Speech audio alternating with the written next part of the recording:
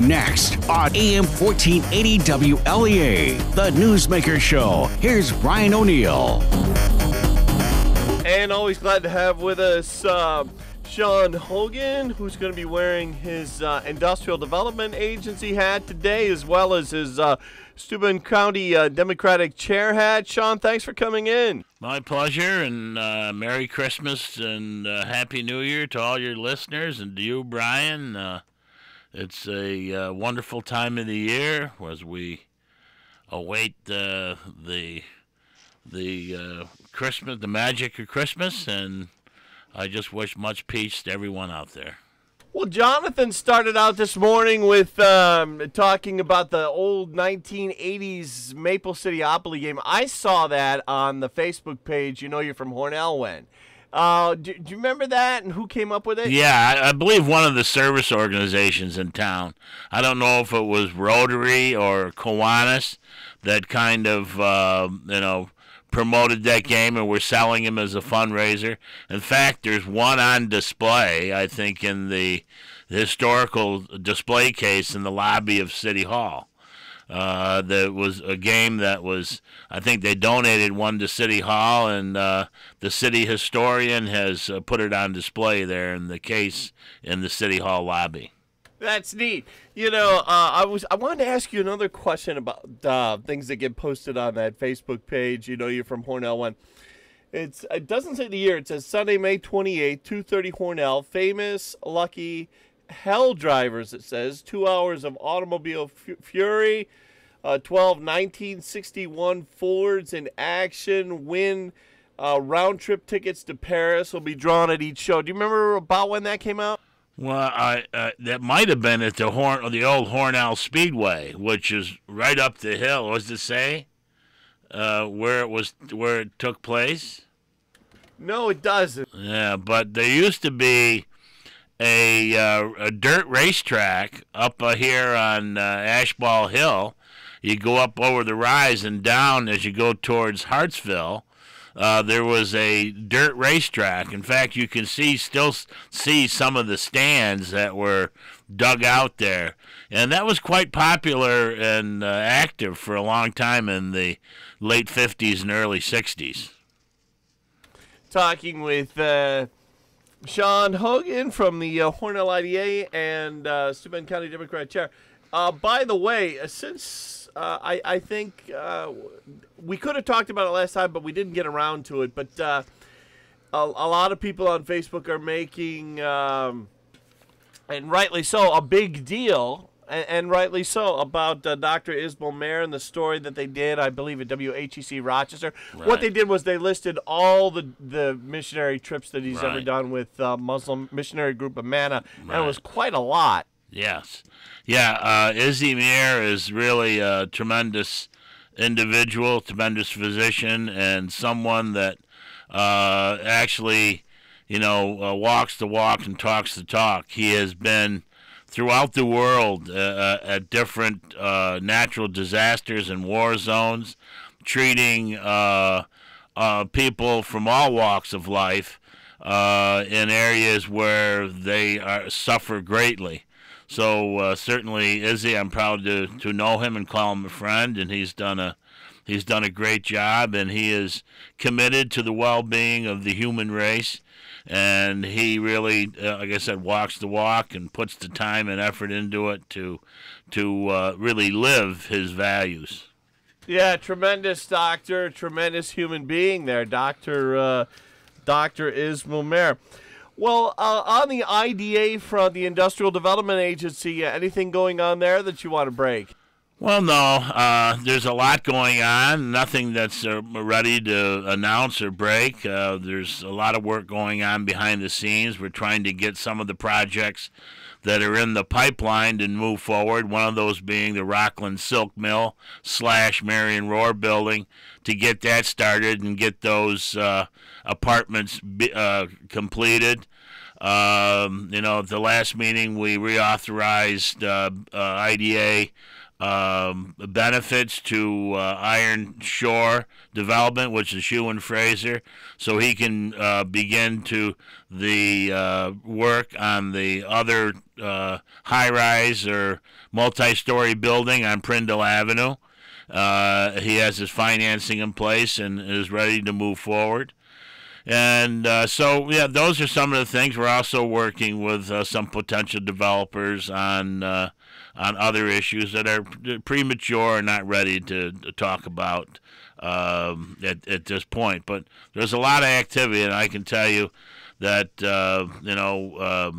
whether it be Mayor Buckley or Jim Griffin, there's a lot going on in this community, and I think it's at record levels of what is could be very potentially good news for this community in the months and weeks and months ahead. So, we continue to ride that wave.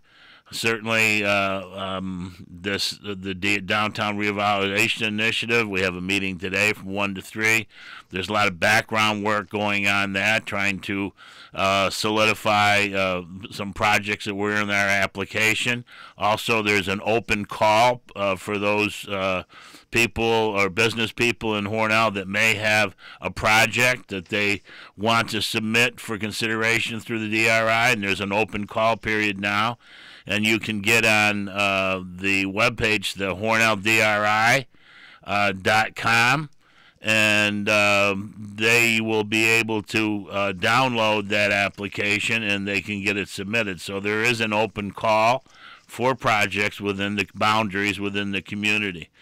So that's taking place. So there's really a lot going on, and certainly there's not a day that goes by that doesn't present some opportunities for the community and some challenges. So I'm grateful to be able to continue to assist our community in the way that I'm doing, and it is an honor and certainly a privilege, and something I enjoy doing. Talking to Shawn Hogan, IDA question, does helping out with the Preston Avenue fire victims, does that come up at IDA meetings at all? Well, no, it's certainly the tragedy of the fire is something that comes up, but there's a safety network that would be available to age. Obviously, the HPG and the city came to stepped up and in the forefront in regards to leading the charge of helping those fire victims and their families. And then the community, overwhelming response to community, both with goods and services and with money.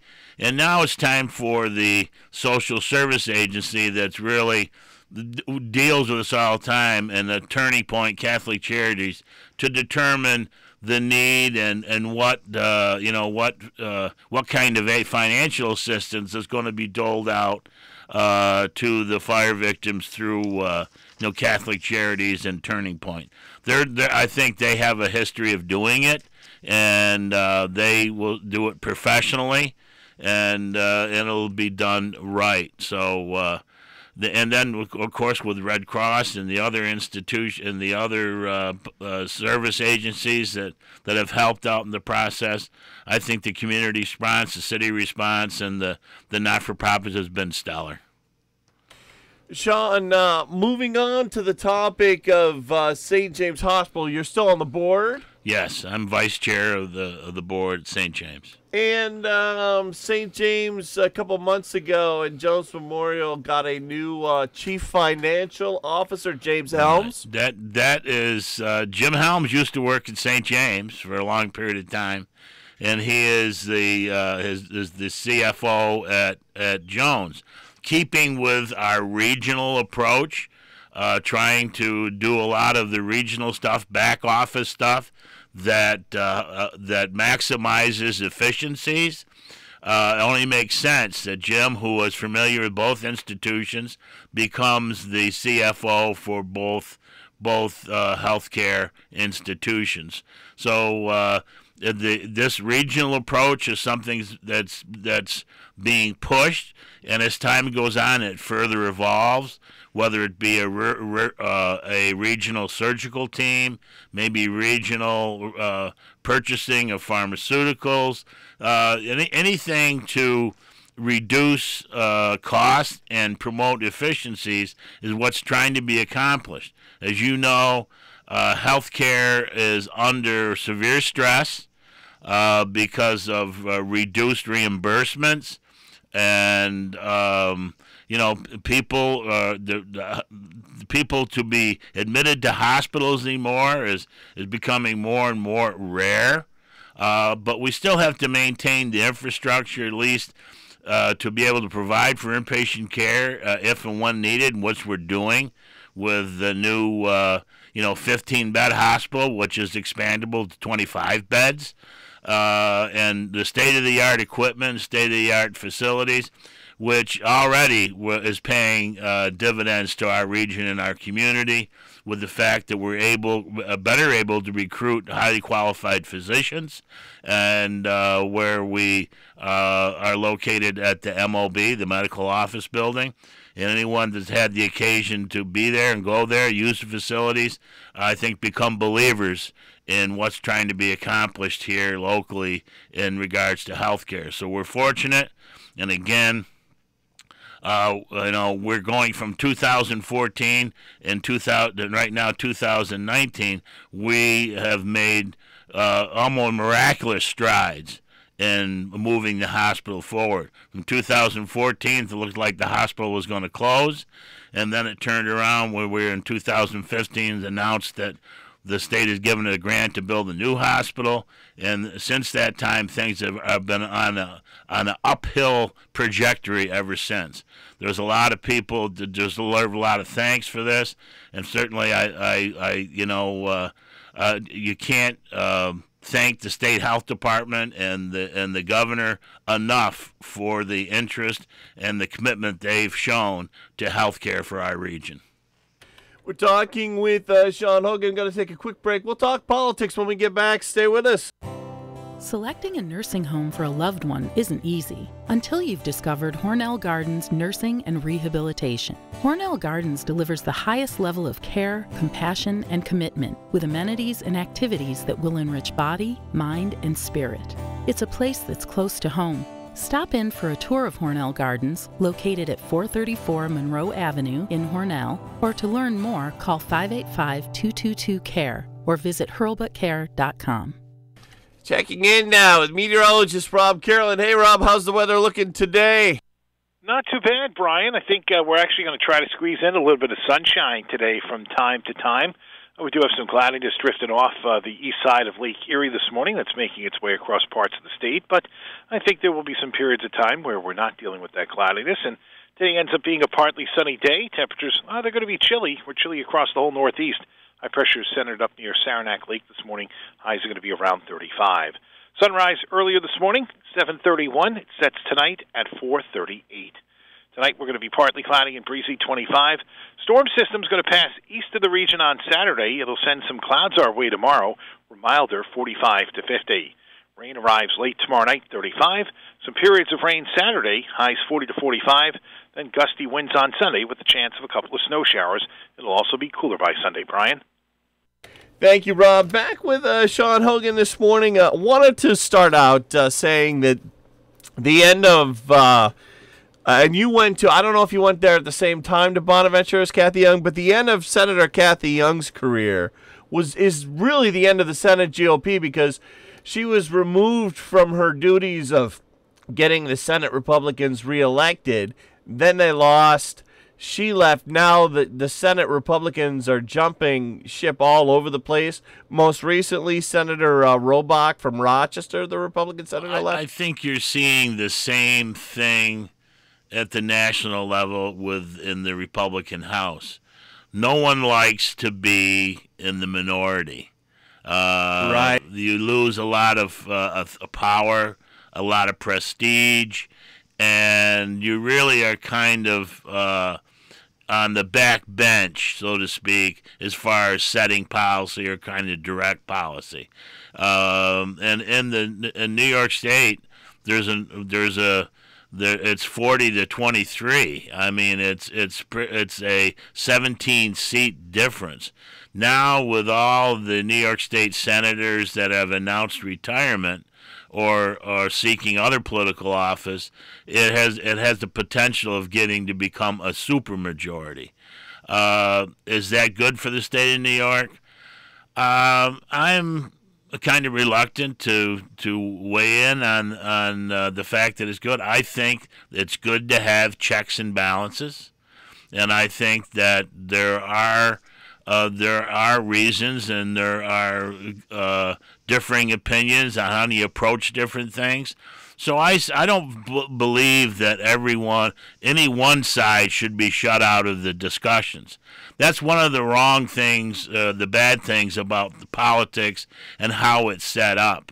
It should be mutually decided about who the leadership is, try to make it bipartisan, and move forward. And that's, I just look to our local community. I prided myself on being nonpartisan in dealings with the Common Council, and I believe Mayor Buckley, has again moved forward with that ethos. You try to reach consensus, and you try to move the community forward, because that's what your job is, and that's what should be the job of the state, and should be the job at the national level. So, that's one man's opinion. It's probably not shared by political leaders, but I believe strongly in bipartisan governing. Elections come and go, but you still have to manage and run a community, a state, and a nation. And you all can see what's going on at the national level and at the state level from time to time, that the atmosphere is sometimes chaotic and toxic and not good for anybody. Criminal justice reforms that are going into effect soon. We've heard a lot of criticism of that. Did you want to say anything? Well, yeah, I think I have a differing opinion of it. I think there's a lot of fear-mongering going on, and if you step back and look at the legislation, yeah, can it be tweaked here and there? Yeah, all legislation can be tweaked here and there. But for the basic premise is that for those people who are less prosperous and don't have the resources, if they're charged with a nonviolent crime, and under the current system, and bail is set at $500, and $500 might well be $1 million for some people charged with nonviolent offenses, and because they can't come up with the $500, they could sit in jail for weeks or months. And I've seen it firsthand. And so the fact that they have removed bail requirements from nonviolent offenders, I think it's a good thing. Certainly, if people have a criminal record and a history of committing there is discretion on the part of the judiciary to still institute cash bail if they feel it's necessary. Another thing that I think that's important is that the prosecutors now have to give whatever evidence and they have about a committing of a crime within 15 days. And, New York State was it was not a liberal, progressive. Everyone tries to say this is progressive legislation and it's the left that's trying to. No, it's not.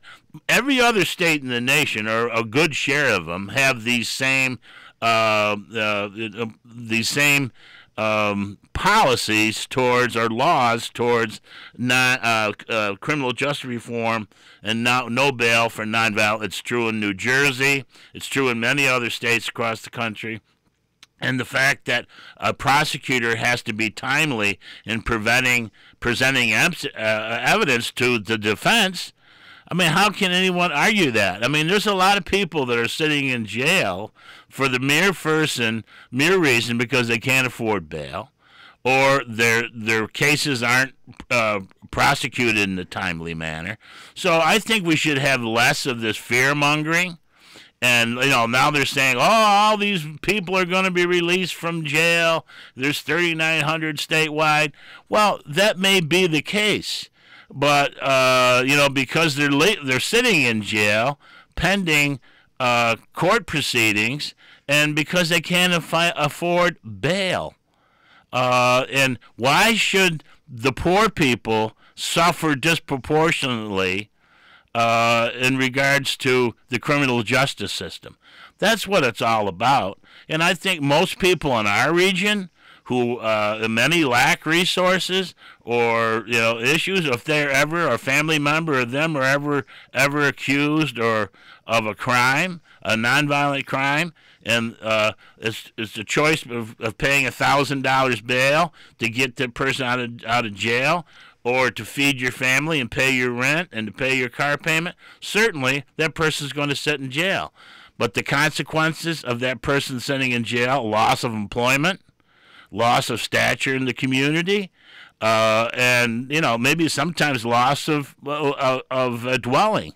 So I think everyone has to look at this from a common sense approach and not be so skewed in your thinking and try to promote fear mongering. I think the public defender in Allegheny County, Barbara Kelly, wrote a very poignant and spot-on editorial to the Spectator about it, and she addressed those issues and said this is a whole bunch of fear-mongering, and they're trying to really distort what the law is trying to do.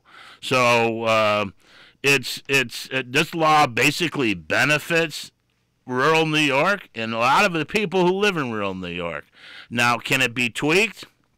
Yeah, and it should be tweaked in a bipartisan way without the fear-mongering and result in the best possible criminal justice system for all involved, rich or poor.